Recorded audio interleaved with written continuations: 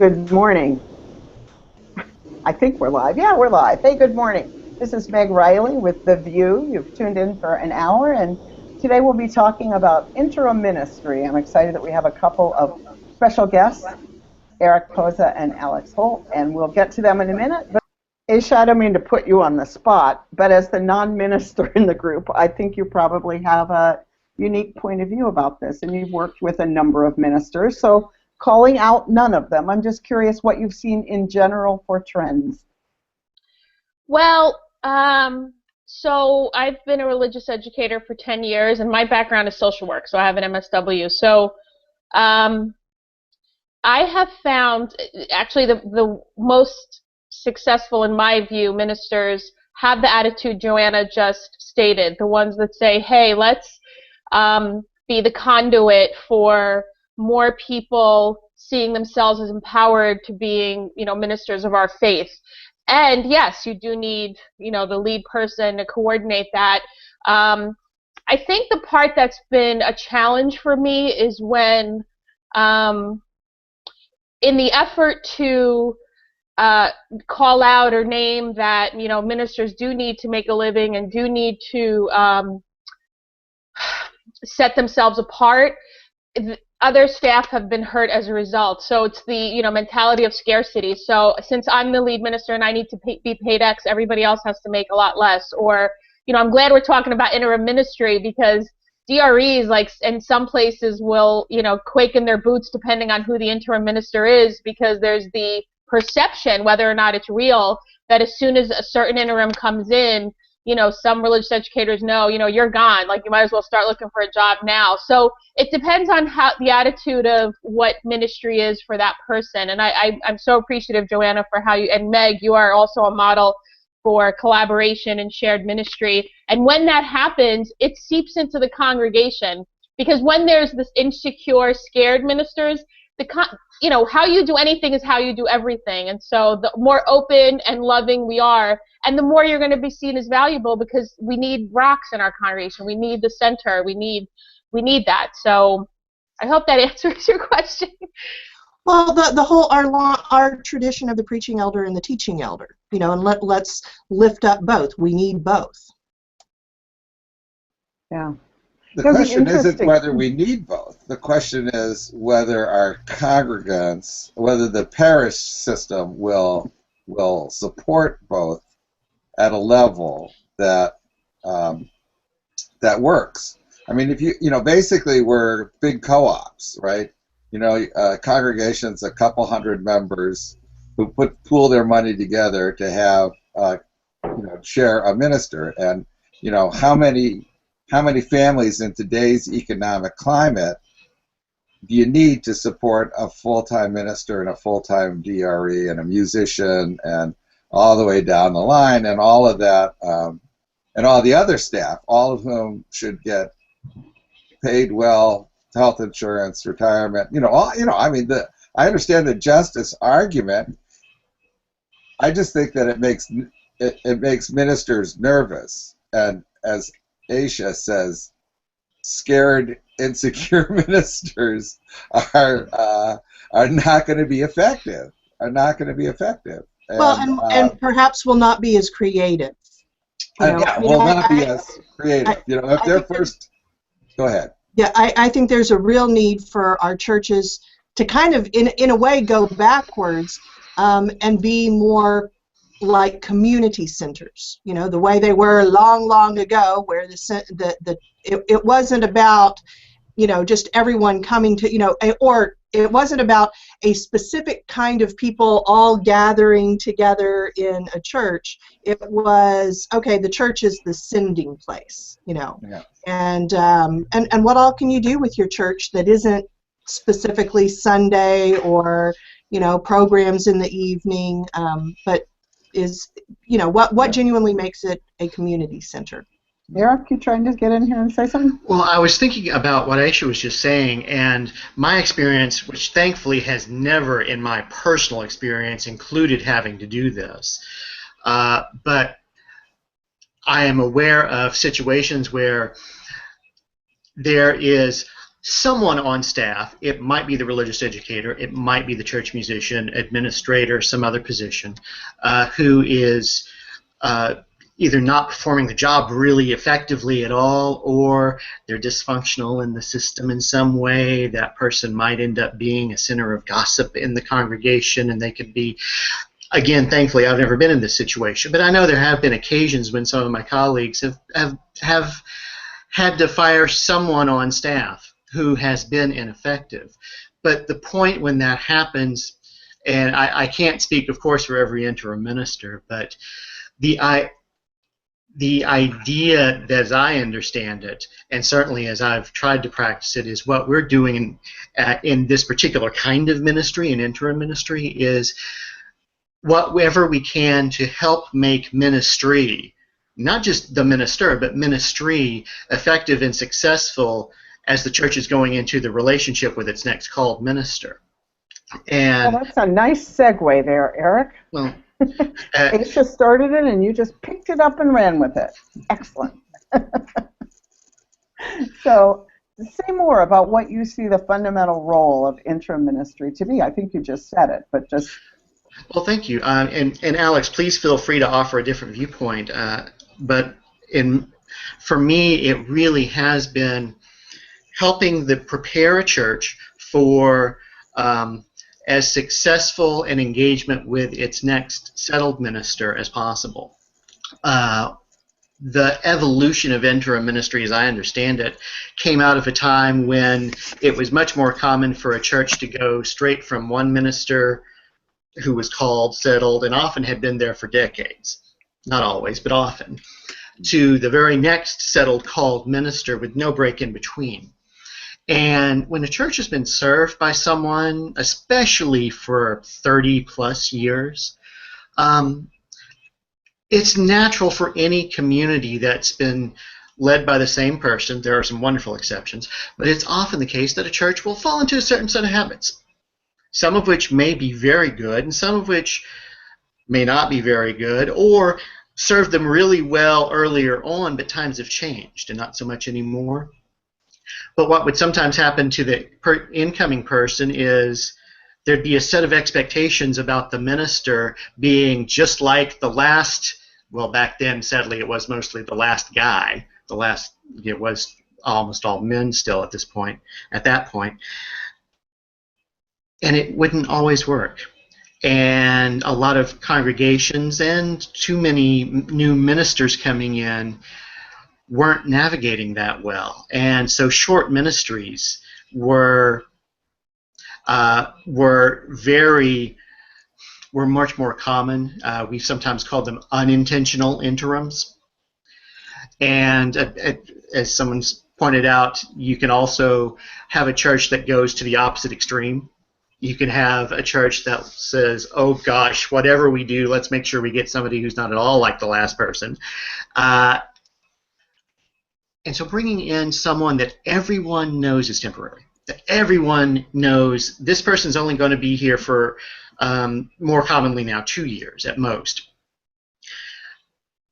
helps to make that transition. And that person who's coming in as the interim, as the short-timer, if you will, is really positioned to help the church take sometimes a hard look at itself. And if there are hard things that need to be said to a congregation, you don't have to, in my experience, protect the relationship in the same way. And it was certainly true for me back when I was a settled minister and was still relatively new in ministry. I was kind of awkward about sometimes telling my church, you know, it's got a real problem here. Yeah. Because I also had a set of relationships with the people who were actively engaged in what the problem might have been. Yeah, yeah. And as the person who, to quote one of my mentors, is pre-fired as an interim. Oh, I hadn't heard that. That's a great phrase. Yeah, it's and as he points out, there can be a lot of grace in being pre-fired, because you can say the hard thing, and it's less likely to be taken personally, and it's certainly less likely to damage a relationship because the relationship has been built from the beginning on a different level because everybody knows it's a temporary relationship. I wonder sometimes whether the two things that, whether the fact that we have this myth, really, the myth is that every minister is called, the settled minister is called for life, and there's no end date on it, means that we set up a situation where settled ministers stay too long, protect their relationships too much, and the congregation stagnates, and then goes to an interim, and then calls it.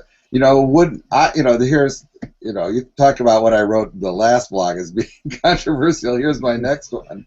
I think there should be like a 5-7 year pitch, and that maybe at that point, we would have more ministers willing to push their congregations out of their comfort zone, because they know, okay, this is what I'm doing here, and then I'm going. That basically we make everybody an interim. I'd like to, since we already are interim. Actually, I'd like to jump in here if I could. Sure. Because I think you're raising an important point.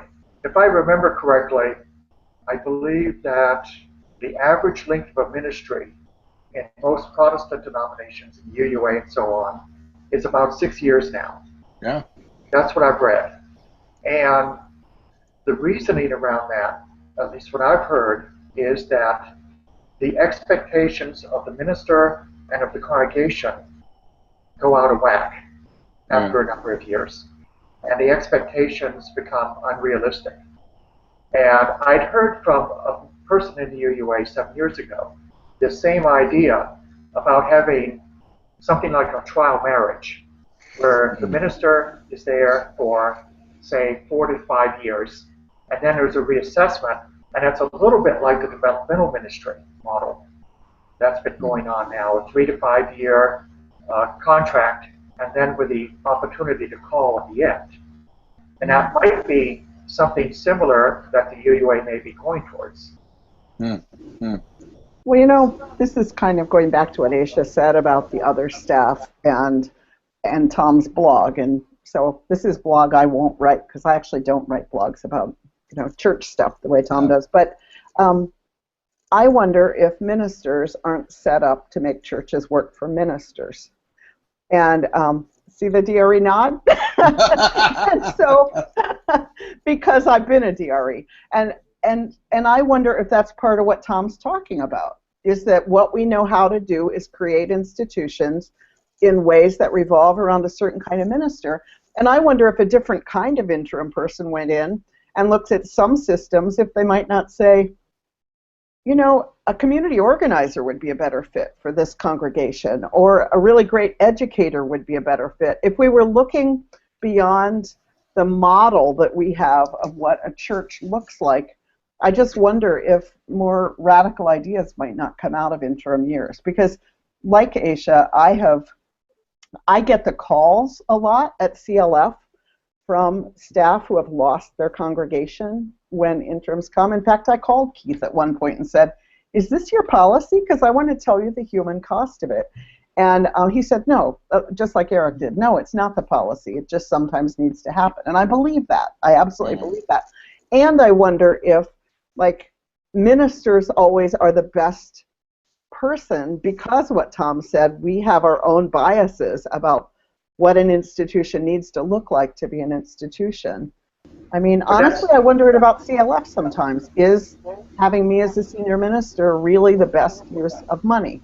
I have to wonder that sometimes. I mean, I think we all do, if we're honest, and look around at resources, which are not as plentiful as we wish. But isn't that one of the reasons to have interim ministry as much as possible? Because we're trained to come in there and work with the congregation, and in some way, and this is what I've said in the past, is hold a mirror up the congregation and say, what do you see? Is this who you are? Yeah. Is this who you want to be? Let me just take a moment and really put in a plug for this book called In the Interim that Keith Cron and Barbara Child Will you read the subtitle of that, Alex? Yes. Because I didn't quite get it. So, the subtitle is, In the Interim, Strategies for Interim Ministers and Congregations. And the book has a lot of good articles in it, mostly by interim ministers, but also by lay people who have experienced interim ministry and some of the benefits and the challenges. So I would recommend that very highly, both to churches and lay people and ministers who are asking the question, so what is interim ministry about, and is it valuable? And I think some of the ways in which we're talking help churches to really getting a sense of who we are now, and that of course follows into what we want to be and what kind of ministry do they want. Not just the minister, but the ministry. That's one of the things we're working with hard here at Westview. Can y'all give us a little bit of a vocabulary in terms of what's an interim, what's an accredited interim, and what's a developmental minister? So this is one that I'm looking at. I am currently an accredited interim minister in training. There is, within the UUA, those who have gotten full accreditation as interim ministers. Accredited interim minister, or AIM for short. UUs and acronyms, as we all know. But this is a way of showing that these are people who've done some very intentional training and study, not just about the general ins and outs of ministry, but the particular kinds of transitions that a lot of congregations face when they're in a period of transition, particularly between ministers, but other kinds as well, and have done some very intentional work. We get training from an ecumenical interim ministry network. We get ongoing training. We gather together once a year. Those of us who are in the track for accreditation, we're members of what's called the Interim Ministry Guild of the UUA. And you're in a guild? Yes, I'm in a guild. You have a guild? Man, yeah, we're lousy on campaigns, though, because we're all clerics. I'm sorry, bad joke. But the thing about being together like that is so that we can share resources, share insights about the work that we're doing together, the specialized kinds of things, which have a surprisingly high degree of overlap.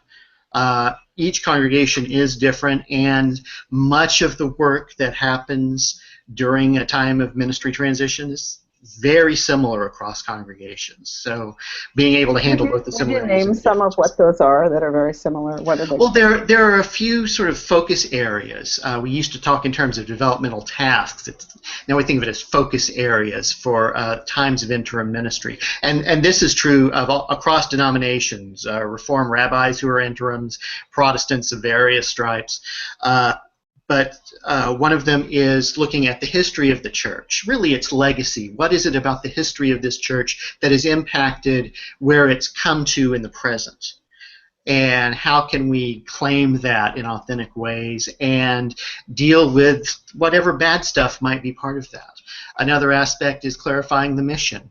And not just writing a great mission statement, but clarifying the sense of mission of a congregation, helping it to navigate other changes in leadership, because it's not just the minister changing that changes in leadership at these times. A lot of times different lay leaders will drop away or step forward. Sometimes there are staff transitions, either because an interim's had to take a formal step to make the transition happen, or more often, in my experience, the last two churches I've served, DRE, I hope this doesn't say anything about me, but the last two churches I've served, the DRE has left for other reasons, coincidentally because of changes in their own life, and helping the church navigate those kinds of changes is another one. The two others, one is connections, how the church is connected to the larger UU movement, to the community around it, and also the future, what's coming in the future, and how can the church move into that future in an intentional way. So those of us who are accredited or training to be fully accredited are really focusing on those kinds of issues. The developmental ministry is a little bit different. It's a fairly new category. I think, Alex, we've only really had this 4 or 5 years now. Does that sound about right to you? And it's a sort of an in-between step, but with a special focus. They tend to be 3 to 5 years. With an interim, we always sign contracts with our churches saying we will not accept the settled ministry position at this church for so many years in the future. We make it clear that we're not up for consideration to be the long-term minister, that we're not trying out for a longer-term job. With a developmental ministry, there is an option for the church later to call that person as the more long-term settled minister. But also, in a developmental ministry, it's really for churches that see that there's some issue or maybe a small set of issues that are need a little more sustained focus than just a 1 to 2 year interim ministry can give. And so the church lay leadership works together to identify those issues in advance. And when they apply for this position, it's on the application. Here are the particular issues that this church has identified it really needs to focus on. And do they, Eric, do they tend to be smaller congregations, or is that just what I've observed? I'd say as a general trend, that tends to be the case, but there is no reason why it has to be the case. Well, the last congregation I served made the decision for various reasons that it needed to go into a developmental ministry after my interim ended.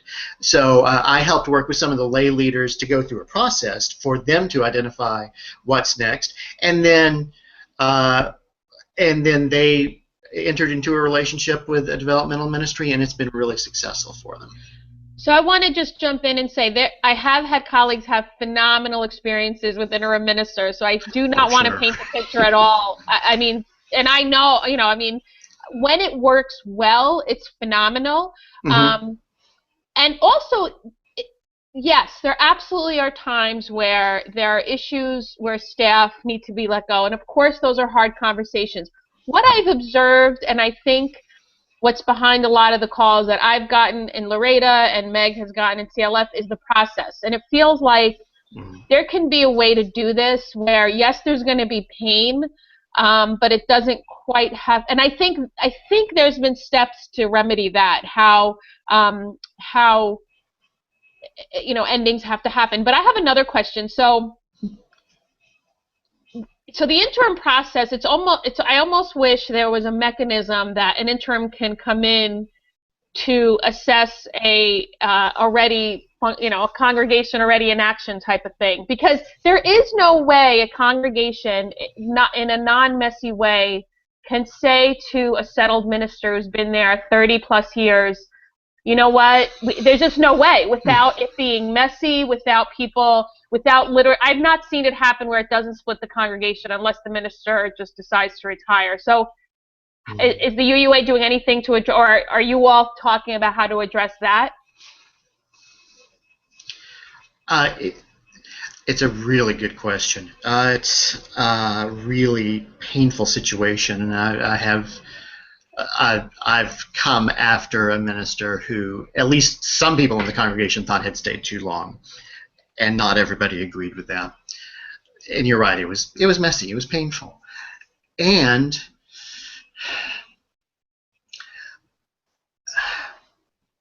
I'm not sure totally how to answer it, because the way we interims come into a congregation, that change has already happened by the time we've come in.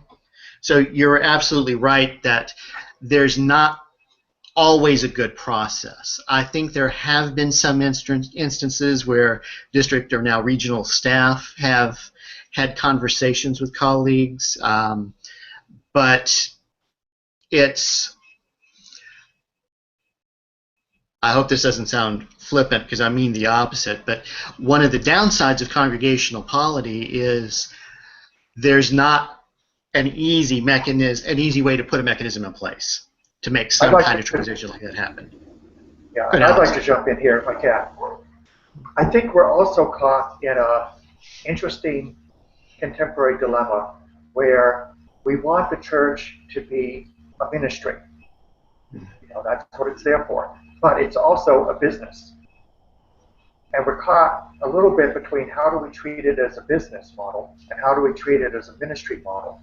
And a lot of what I've seen so far in my years of interim work is that we have to look at it as a business model in a way that sometimes congregations don't want to do, or they like to prefer their church not to be seen as a business, even though they may have a building, they have a budget, they have staff, they have a vision, they have a mission, and so on. So we come in after everything has happened to either help the congregation move on to the next step, or to clean up messes, or to help them heal from a bad situation. And I've seen a couple of those, but I always remind churches that we are, after all, a business as well as a ministry, and we waver between those two poles. And I think that's some of the training that we get that I sometimes I suspect, and I've been in this now for 20 years, that in seminary and internships, we don't really get a huge amount of experience as ministers in things like administration, budgets, personnel, and so on, that are really critical in ministry nowadays. Alex, I'm curious, how much of interim do you think, are you more often tilted towards cleaning up business stuff or ministry stuff, or is there no way to generalize that? I think it's hard to generalize in my case. I don't know what Eric would say. I've approached it a little bit more as a business model, because there are some very specific things that business models look at. And, but of course, I'm thinking about the staff issue particularly, because there have been a couple of occasions when staff have had to leave, or have had to have correction measures used, but there's been nothing in place for the staff to be appropriately and objectively evaluated. So we've had to create that from scratch so that the staff can feel like they're being supported and approached with fairness in all cases. So now I've been at smaller mid-sized churches, and I know the larger ones probably have this already in place, but at least in my case, I've had to come in a number of occasions and help them get into that business model so they can treat everyone on a level playing field.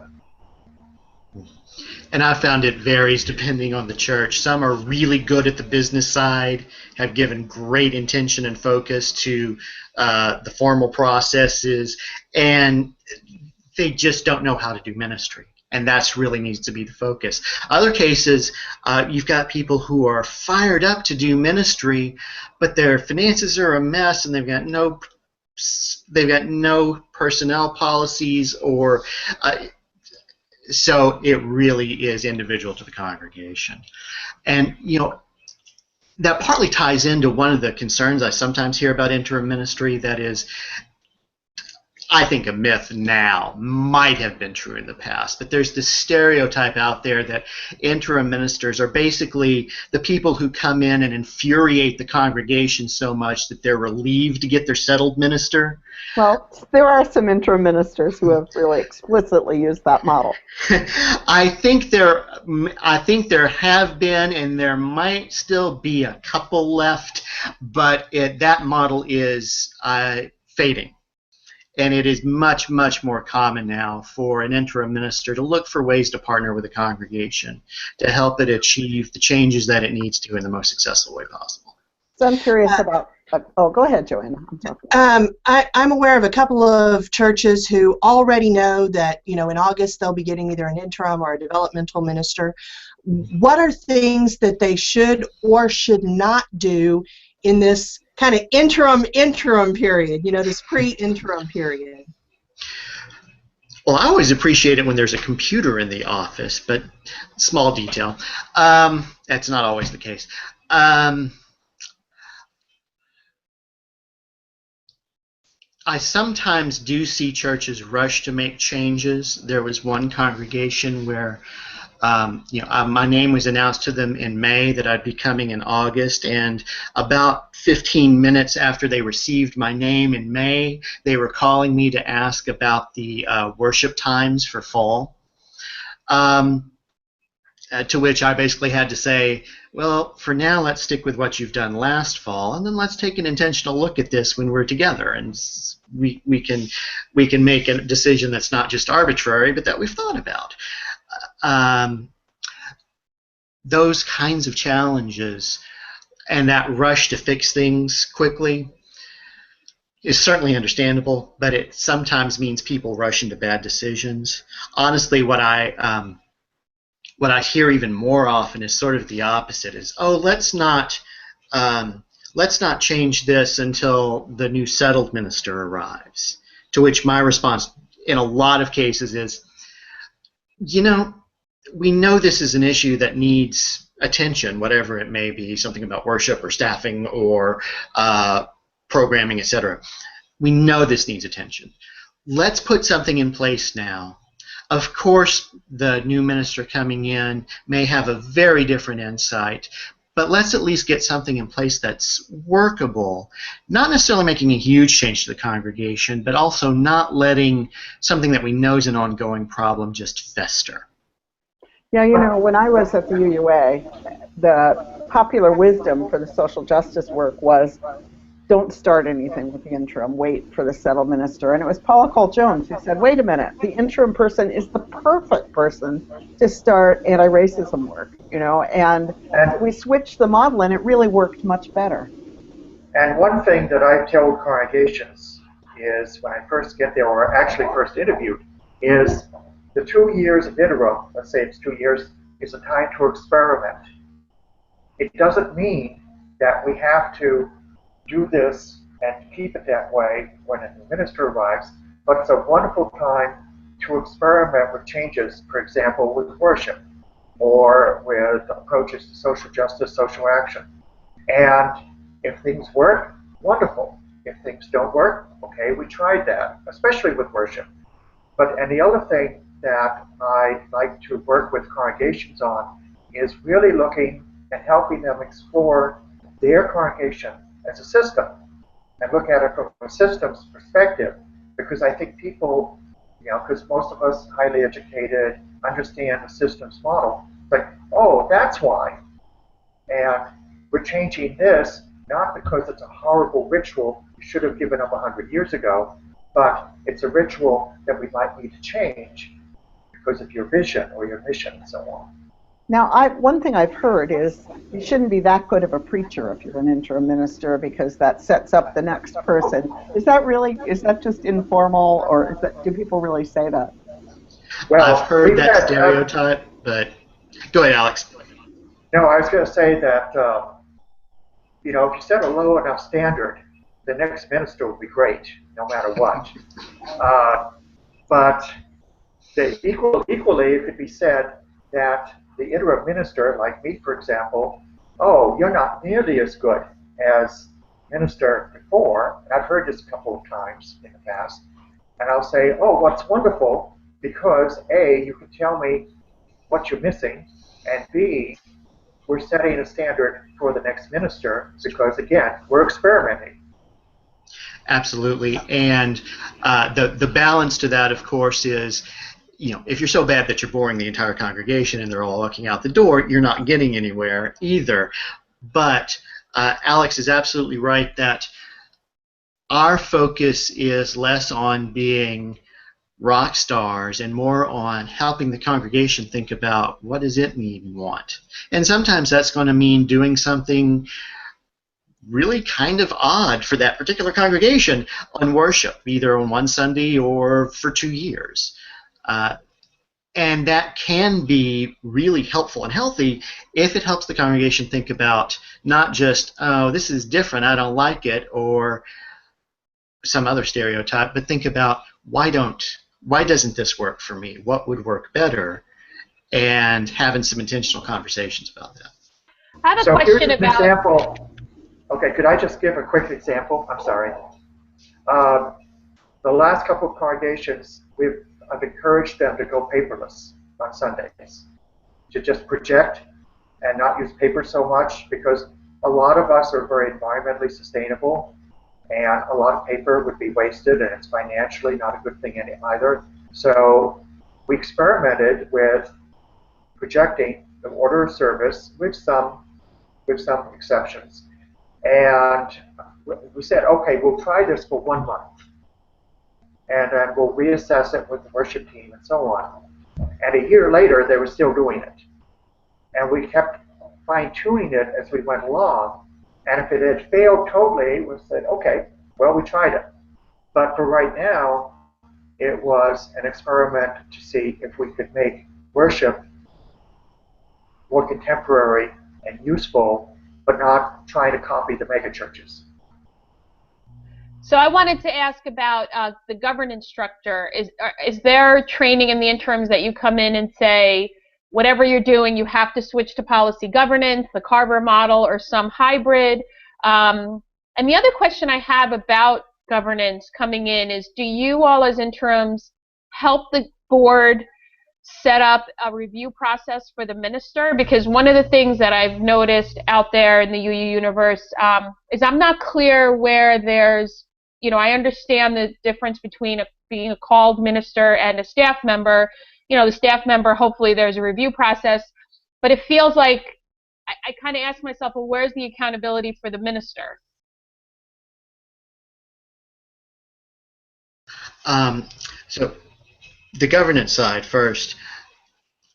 I've found that that's an area where I've worked with pretty much every congregation I've served, and in my experience, it varies. Now, and part of that is it's going to vary by some of our colleagues. I know a couple of our colleagues in interim ministry who have very good reasons for being very enthusiastic about policy governance. A couple of others who have very good reasons for being very unenthusiastic about policy governance, and my own personal take is it's right for some congregations and it's not for others.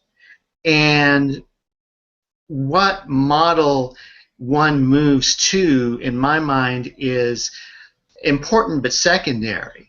More the question is, the governance we've got now, is it working for us? How is it not working for us? What do we need it to be working to do? And how do we get there? And so that's sometimes going to look like the church I serve now was doing policy governance formally, but some of the pieces hadn't been fully implemented, so we worked to implement that more fully, and I've been really impressed by this board. Another congregation I served had already started a change in its governance, and they went to a different model, but again, for that congregation, it was one that worked a lot better for them. So to me, that varies a lot. And I'm sorry, Aisha, I lost your second question. Oh, the review? We interim ministers, this is only a partial answer, but I'll say the rest quickly, are the most reviewed ministers, I think, because of having ongoing assessments of how things are going in the interim period for every congregation that's going through an interim ministry. So I think one thing that we do de facto is we get a congregation used to thinking, well, it's good to be thinking about an evaluation process. That doesn't mean we're setting up a formal one. Some already have them and they're good. Others have not done it yet. And so we might initiate some conversation about, well, what would that look like going forward? I confess personally, I'm a little hesitant to tell people, do it this way when the next minister arrives, because that might work well and might not with the next minister. But I think being intentional as a new minister's coming in about talking about, okay, how do we make this happen and work for everyone? Even having that conversation is probably much more effective than just leaving the issue unaddressed. Okay, so Alex and Eric, I'd love to hear both of your opinions on this. Is there such a thing as a church that is so dysfunctional it really can't be saved? Yes, I can say something. There have been a couple of occasions in my experience where the answer was yes. And it's not so much been, well, the dysfunction has been more because the system has become so disjointed and old and unable to change that, in my experience, the church essentially had to say, we don't have a mission anymore, we don't have a vision anymore, we're so split that we cannot survive. And because we have so much pride as a congregation, we don't want to take that final step. And I can think of an occasion some time ago when I really had to help a congregation look at that and say, do you still have a vision other than surviving? And that was very, very hard. Fortunately, I haven't seen it happen often. Maybe Eric has, but yes, it does sometimes. But very, at least in my experience, quite rarely. If you had asked me this question 4 or 5 years ago, I might have said, with real enthusiasm, yes, some congregations just have to die. At the same time, I will tell you that the congregation that I knew in my personal experience that I was most convinced that was true of has, in the last 3 to 4 years, done an incredible turnaround and is now a thriving congregation in a way that it has never been before. So I think I would frame the answer, I don't know, I'd say something radically different from Alex, I'd just frame it a little differently. I think there are some congregations that are so unwilling to change that probably encouraging them, putting them on hospice care, as one of our colleagues puts it, might be the most effective thing for them. And real transformation does happen, but it takes the right match between minister and congregation, some sustained, challenging effort, and it ain't easy. But when enough people are willing to roll up their sleeves and really do ministry, I've seen some dramatic turnarounds.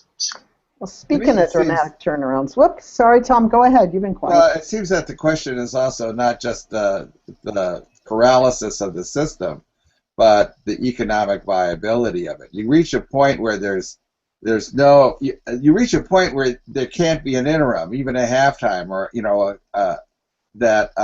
and without somebody coming in from the outside, there's no way to shake up the system unless a lay leader just emerges. And in that case, the kind of economic viability question takes over, and whether or not you end up playing it out. I served in New England, so I'll just leave it at that. Yeah.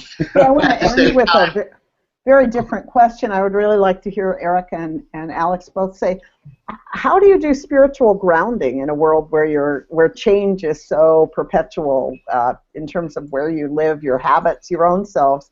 And are there spiritual costs and rewards of living that kind of nomadic life? What, you think just because I'm a minister I'm supposed to have a spiritual life? Huh? Oh, sorry. Being flippant aside, it can be a challenge. But it does take a degree of being grounded. And it helps to have a partner. It helps to have someone who can call you back to that. It also helps to have a recognition that, I've been neglecting my spiritual practice for a while and I'm really starting to see the effects. I'm getting cranky, I'm getting tired, etc., which certainly has happened to me at the times when my own has lagged. So it also is important to have a practice that's kind of portable, because I can't assume that I can go to the same retreat center every month for 20 years when I'm moving to different parts of the country every 2 years. And for me, I'm Buddhist, so there's a Buddhist community pretty much wherever I go. And every church I've been to, except one lately, I've started a meditation group, which most of them are still going after 10 or 15 years. And I also continue to do work in addictions ministry because I'm 11 plus years sober so far. And so I'm doing some work within the UU world and also the Buddhist community on addictions work. And the best thing about it is I don't get isolated, because the isolation can be really dangerous. Ministers generally, but especially interims. And then my partner Deborah, we stay in touch all the time. She lives in Oregon, and we're sort of used to this, and thank goodness for Skype, that we've been able to keep that connection and relationship going. So we help each other a lot. So I agree with Eric that having a partner is great, but finding a sustainable spiritual practice wherever we are and making sure we don't get isolated. Mm. Isolation is the dangerous piece. It is. And it's not like that can't happen when you stay in the same place, too. Right. That you forget your spiritual practice and get isolated. But really, I'm just inspired by the ministries that you all are talking about. And I increasingly think that interim ministries are one of the most important parts of any congregation's life, because all life is transition. So thank you so much for doing that. And may that spirit of experimentation and fine-tuning last beyond the interim years. Continue. And thank you for the opportunity to come and talk about it. Yeah, thank you as well. We really, really appreciated the time. Yeah, and thank you to all the work that you folks are all doing in UUA. Absolutely. Next week we'll be talking about spiritual direction, and that promises to also be an interesting conversation. Until then, last words, anyone? Bye-bye. Thank you. See you next week. See you Bye next now. week. All right. Bye.